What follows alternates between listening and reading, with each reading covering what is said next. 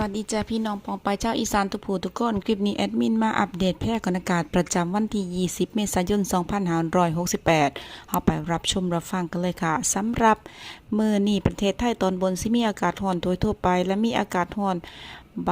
จัดบางพื้นที่บางหม่องนะจ๊ะจะมีฝนฟ้าคะนองและลมกระโชกแรงบางแห่งสำหรับภาคอีสานของเฮาก็จะมีอากาศร้อนและมีอากาศร้อนจัดบางพื้นที่จะมีฝนฟ้าคะนองประมาณ20%ของพื้นที่กับมีลมกระโชกแรงบางแห่ง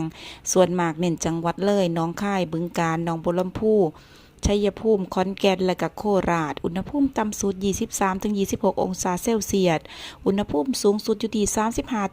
35-40 องศาเซลเซียสลมใต้ความเร็วลมอยู่ที่ 10-20 กิโลเมตรต่อชั่วโมงสำหรับเกณฑ์และปริมาณฝนสูงสุดของภาคอีสานจะ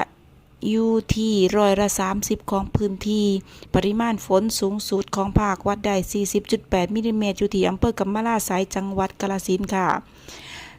สำหรับขอควรระวังของให้พี่ๆน้องๆชาวภาคอีสานทุกท่านระวังอันตรายจากฝนฟ้าคะนองและก็ลมกระโชกแรง